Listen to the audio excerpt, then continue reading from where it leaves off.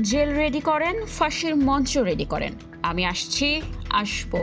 আন্তর্জাতিক অপরাধ ট্রাইব্যুনালের মৃত্যুদণ্ডের রায় মাথায় নিয়ে ঠিক এভাবেই দেশে ফেরার দৃঢ় প্রত্যয় ব্যক্ত করেছেন ভারতে অবস্থানরত বাংলাদেশের সাবেক প্রধানমন্ত্রী শেখ হাসিনা। 2024 সালের আগস্টে ছাত্র জনতার গণ অভ্যুত্থানে ক্ষমতাচ্যুত হওয়ার পর এই প্রথম সরাসরি এবং নাটকীয়ভাবে নিজের প্রত্যাবর্তনের বার্তা দিলেন আওয়ামী লীগ সভানেত্রী। সম্প্রতি যুবলীগের ফেসবুক পেজে পোস্ট করা একটি অডিও বার্তায় শেখ হাসিনাকে বলতে শোনা যায়, একের পর এক মামলা বা শাস্তিকে তিনি পরোয়া করেন না, যথাসময়ে দেশে ফিরে আসার জন্য তিনি প্রস্তুতি নিচ্ছেন। এরই মধ্যে পশ্চিমবঙ্গ ভিত্তিক সংবাদ মাধ্যম আনন্দবাজারকে দেওয়া এক সাক্ষাৎকারে তিনি স্পষ্ট করেছেন, 1981 সালের মতো এবারও তিনি মাথা উঁচু করে দ্রুত দেশে ফিরবেন। দেশে গণতান্ত্রিক পরিবেশ পুনঃপ্রতিষ্ঠাই তার লক্ষ্য।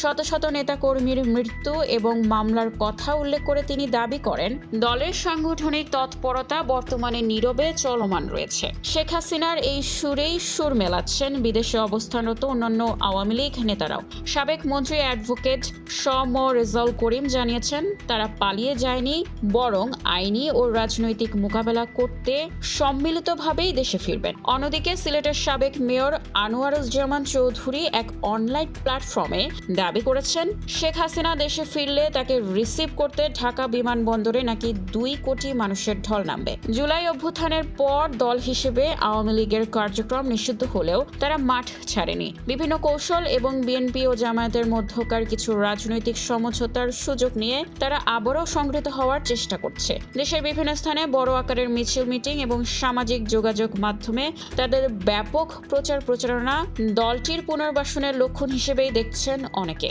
এদিকে আওয়ামী লীগের এই ফেরার ঘোষণা নিয়ে বর্তমান সরকারের অবস্থানও বেশ আলোচনায়। গত মঙ্গলবার সচিবালয়ে এক সংবাদ সম্মেলনে প্রধানমন্ত্রী তারেক রহমানের তথ্য উপদেষ্টা জাহিদুর রহমান বলেন, শেখ হাসিনা দেশে ফিরলে তার প্রতি ইনসাফ বা ন্যায় বিচার করা হবে। তার উপর কোনো এক্সট্রা জুডিশিয়াল বা বিচার বহির্ভূত পদক্ষেপ নেওয়া হবে না। পরবর্তী যে বাংলাদেশ তৈরি হয়েছে তার প্রধান উদ্দেশ্যই হলো শত্রুর প্রতিও ইনসাফ নিশ্চিত করা। তবে আওয়ামী লীগের এই ফিরে আসা নিয়ে অন্তর্বর্তী সরকারের সাবেক উপদেষ্টাদের মধ্যে কিছুটা ভিন্ন সুর লক্ষ্য করা গেছে।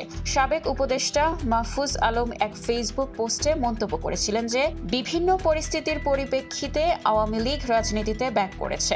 আরেক উপদেষ্টা অধ্যাপক আসিফ নজরুল ফেসবুকে লেখেন, আওয়ামী লীগ ব্যাক করেনি, তারা ছিলই। ব্যাক করেছে তাদের দম্ভ, মিথ্যাচার আর মানুষকে বিভ্রান্ত করার দুঃসাহস।